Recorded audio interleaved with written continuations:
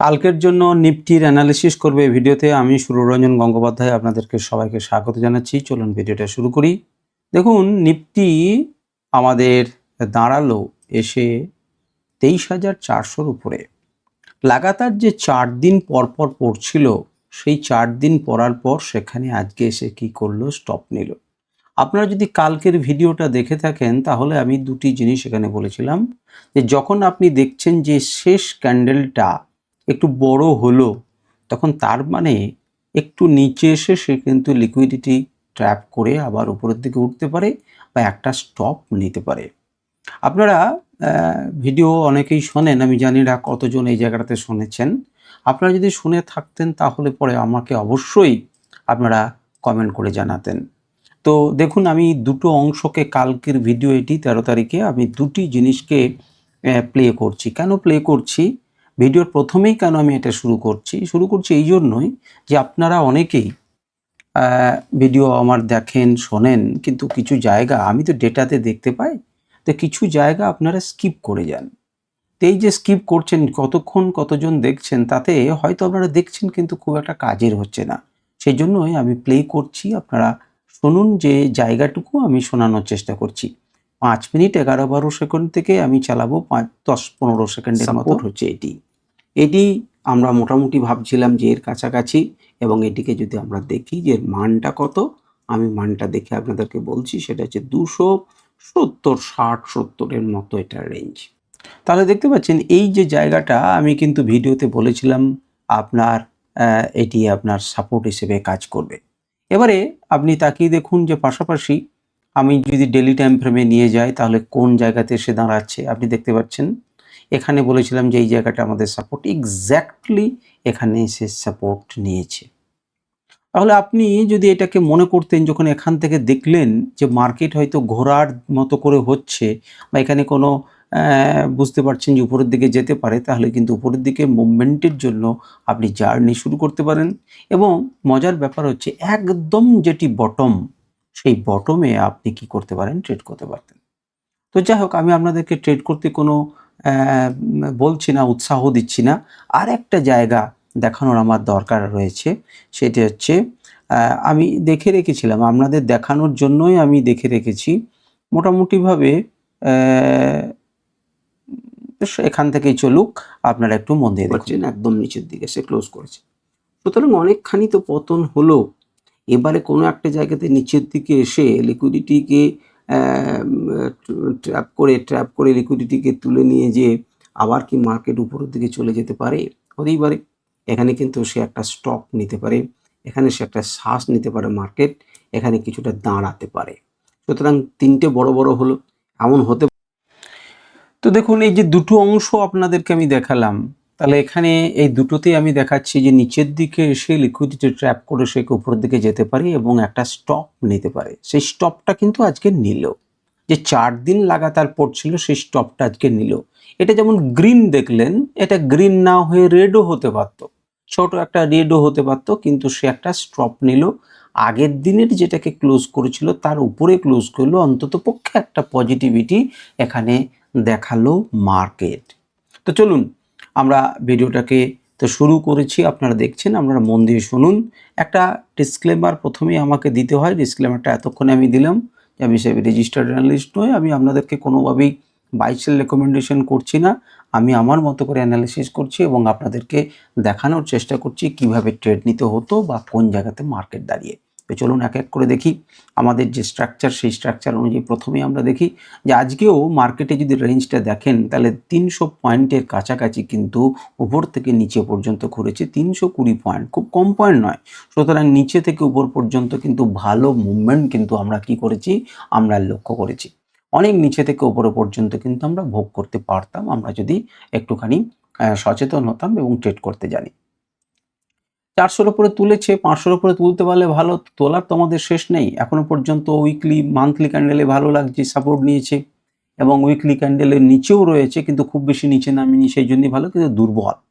আপনি daily time ফ্রেমে আমি অ্যানালিসিস করছিলাম, ডেলি টাইম ফ্রেমে দেখলেন উপরের দিকে কত দূর পর্যন্ত সে যেতে পারছে না। ভালো করে যদি দেখেন তাহলে নিচের দিকে তো সাপোর্ট নিলই, উপরের দিকে যখন যাচ্ছিল তখন এরা কি নেই, এরা তো আছে, এরা আপনাকে ধাক্কা দিচ্ছে, স্বাভাবিকভাবে এরা আপনাকে ধাক্কা দেবে এবং সেই ধাক্কা অনুযায়ী কিন্তু কাজ করেছে আপনি দেখতে পাচ্ছেন। যদি আমি আমার পজিশনগুলোকে বন্ধ করে দিই তাহলে দেখতে পাবেন যে জায়গাটা রয়েছে সেই জায়গাটাতেই কিন্তু এসে সে কী করেছে, ধাক্কা দিয়েছে। এই জায়গাটাতে সে ধাক্কা দিচ্ছে। এখনই কি খুব উৎফুল্ল হবার কথা? না, এখনই চরম উৎফুল্ল হবার কথা নেই। আমাদেরকে কিন্তু এই লেভেলটা যেটা আমাদের রেজিস্ট্যান্স লেভেল রয়েছে, তো সেটার উপরে ক্লোজ করতে পারলে বেটার হতো, আরও স্ট্রংলি। তবে একটুখানি আনন্দের যে জায়গাটাতে ক্লোজগুলো ছিল তার উপরে ক্লোজ করলো আজকে, প্রিভিয়াস ডে ক্লোজের থেকে আজকের দিনের ক্লোজটা উপরে, এবং সেটি আপনাকে একটুখানি থামানোর চেষ্টা করছে বা একটুখানি আশা দিচ্ছে।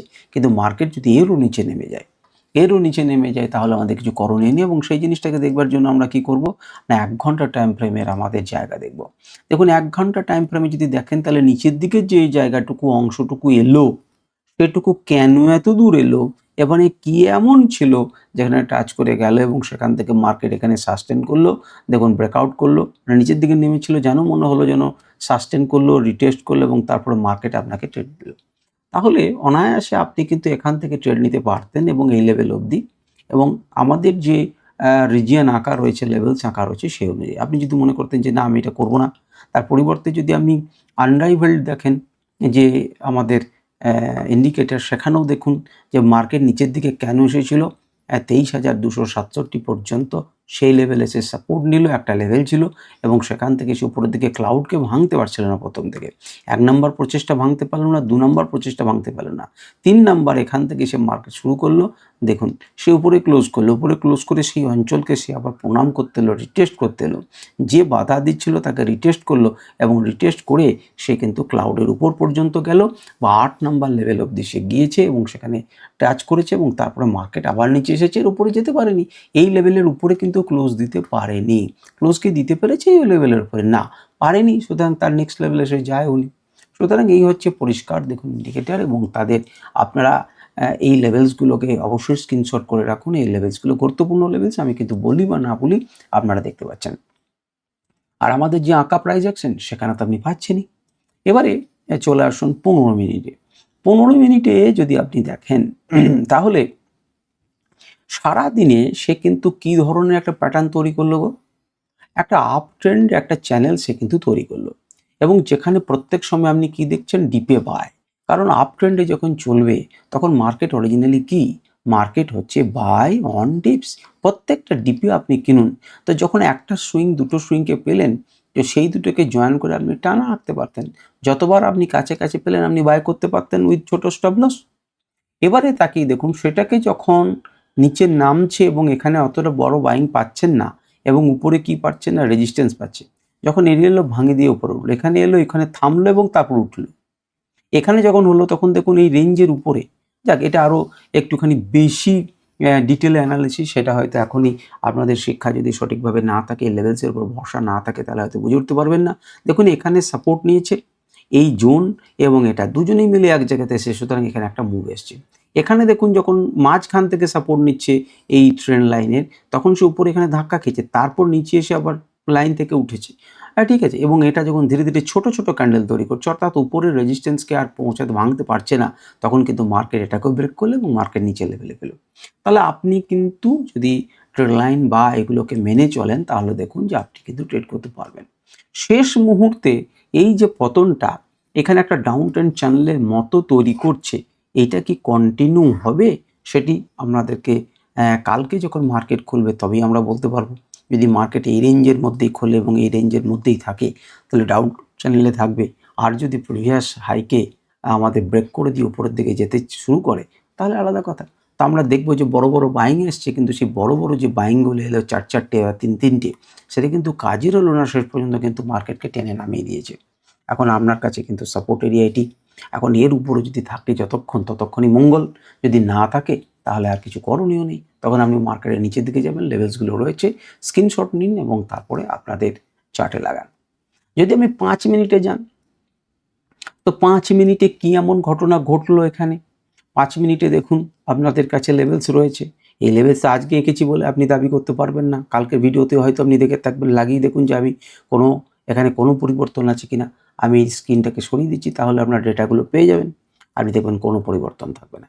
মার্কেট যখন উপরে যাচ্ছিল ধাক্কা খেয়েছে, সেখান থেকে এর উপরে ক্লোজ হয়নি, তাহলে উপর দিকে যাবে কেন? নিচে ধাক্কা খেয়েছে, এর নিচে হালকা হলেও ক্লোজ হয়েছে, মার্কেট নিচে এসেছে, মার্কেট ধীরে ধীরে তুলে আবার পেরোতে পারেনি, নিচে এসেছে, কিন্তু কি তৈরি করেছে? হায়ার লো তৈরি করছে। মার্কেট ধীরে ধীরে উপরে গেছে, আবার নিচে এসেছে, আবার উপরে গেছে। সুতরাং এখানে পরিষ্কার আপনি দেখতে পাচ্ছেন একটা আপট্রেন্ড চ্যানেল তৈরি করেছে এবং ওপরে গিয়ে ধাক্কা খেয়ে মার্কেট নিচে নেমে এসেছে। কিন্তু আমি কি করে বুঝবো যে এই সেই জায়গা আর এই সেই জায়গা কি? কারণ আমরা বুঝবো, আমরা যদি এখানে ইন্ডিকেটর লাগিয়ে দিই মার্কেট লেভেলসে, তাহলে আমাদের কাছে পরিষ্কার হবে। কি গো, এটা রিভার্সাল জোন নয়, এটা তো ফার্স্ট রিভার্সাল জোন।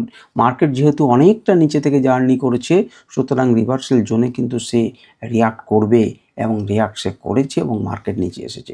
যখন প্রথমবার নিচে আসছিল, দেখুন তাকিয়ে দেখুন, এখানে টাচ করে সে সময় কাটিয়েছে, তারপর এই ক্যান্ডেলটি তাকে ব্রেক করেছে, এটি রিটেস্ট করেছে এবং মার্কেট নিচের দিকে নেমেছে। সুতরাং লেভেলগুলোকেও আপনাকে পড়তে শিখতে হবে। যতক্ষণ নিচে নিচে আসছিল, দেখুন সাপোর্ট নিয়ে উঠছে, দেখুন ধীরে ধীরে মার্কেটকে জয় করার চেষ্টা করেছে এবং মার্কেট একটা লেভেল থেকে আরেকটা লেভেল একদম পরিষ্কারভাবে গিয়েছে, ঠিক না? এবং রিভার্সাল জোন থেকে করেছে। সুতরাং আপনারা এই লেভেলটি তো আমি আজকে সাপেক্ষে আপনাদেরকে দিতে পারছি না, সেটি মার্কেট শুরু হবে তবেই আপনি পাবেন, নচেত কিন্তু পাবেন না। কারণ ইন্ডিকেটরটা এইভাবেই আমার তৈরি করা রয়েছে। এখানে আমাদের যে পুরনো লেভেলস আছে, সেই লেভেলসগুলো সাপেক্ষে আমরা ব্যাখ্যা করব। তো আপনি কি করতে পারেন? আপনি তাকিয়ে দেখুন, একটা গল্প চলছিল, সেই গল্পটাতে একটা উপরের দিকে উচ্ছাল এসেছে, কিন্তু উচ্ছাল এলে পরেও আমরা কিন্তু খুব বেশি যে আনন্দিত হওয়ার বিষয় তা নেই। আপনারা এইভাবে একটা ট্রেন লাইনকে এঁকে রাখুন। এই ট্রেন লাইনটাকে যতক্ষণ সে ক্রস করে উপরের দিকে না উঠছে, ততক্ষণ পর্যন্ত কিন্তু আপনার পক্ষে কঠিন। মনে করুন কালকে এরকম কোথাও মার্কেটটা খুললো, এইরকম কাছাকাছি খুললো এবং এটাকে ভাঙলো, এটাকে ভাঙলো, এবার এদিকে যাচ্ছে।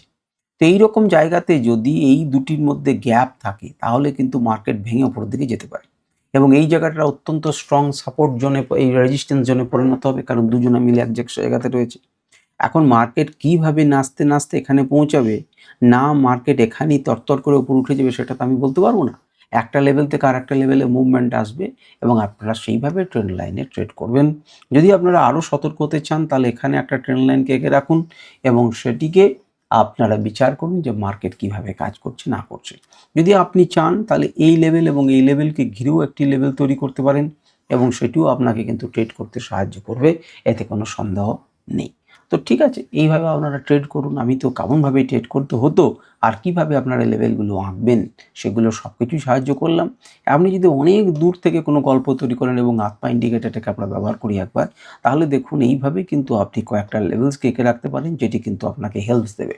সুতরাং এখানে দেখুন এই লেভেলটি যেটি রয়েছে, এই লেভেলটি কিন্তু আপনাকে আপাতত সাপোর্ট দিয়েছে, কিন্তু এই লেভেলটিকে ঘিরে সে কিন্তু নিচের দিকে আস্তে আস্তে স্লো হতে পারে এবং নিচের দিকে যেতে পারে। সেই ক্ষেত্রে আপনারা এই রেঞ্জের মধ্যেও আবদ্ধ হতে পারে। আপনারা তাকিয়ে দেখুন যে মার্কেট কোন জায়গাতে খুলছে, কোন জায়গাতে না খুলছে। যদি কাছাকাছি খোলে, তাহলে এখানে কিন্তু একটা ধাক্কা খেতে পারে। এই ধাক্কা খেয়ে নিচের লেভেলের সাপোর্ট নিয়ে এটাকে ভেঙে আবার উপরের দিকে যেতে পারে। তো আপনারা আমাদের আমার যে ধরন, অন্যদের কি ধরন আমি জানি না, আপনাদেরকে যেটাকে আমি দেখানোর চেষ্টা করি সেগুলো হচ্ছে ইম্পর্টেন্ট লেভেলস। এই চ্যানেলটার নামও সেই জন্য সুররঞ্জন ট্রেডিং লেভেলস। লেভেলসের উপর আমরা গুরুত্ব দিই এবং লেভেলসগুলো কত ইম্পর্টেন্ট সেগুলো আপনারা দেখতেই পাচ্ছেন। কেবল আপনাকে শিখতে হবে how to draw. How to draw, আপনার কাছে পেন্সিল থাকলে আপনি আঁকতে পারেন, কিন্তু তার জন্য নয়, কেমনভাবে সঠিক লেভেলস আঁকতে হয় এটাকে যদি আপনি শিখতে পারেন আর এটাকে যদি আপনি বুঝে উঠতে পারেন, তাহলে ট্রেডিং জার্নিটা অনেকখানি সুবিধা হবে এবং অনেকখানি আপনার উপকারে লাগবে। তো যাই হোক, এই হচ্ছে মোটামুটিভাবে।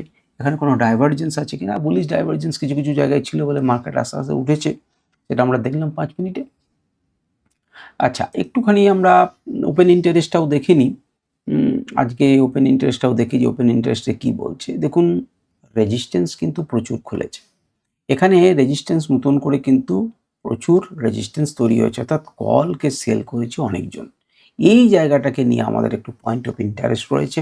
এই জায়গাটাতে মার্কেট কি ভাবছে, কারণ এই জায়গাটা একটা গুরুত্বপূর্ণ জিনিস আমরা দেখতে পাচ্ছি। আমাদের স্ট্রাইক প্রাইসের কাছে 23,600, সেখানে এমন একটা জায়গা যেখানে পুট রাইটাররা তারা এক্সিট করে যাচ্ছেন।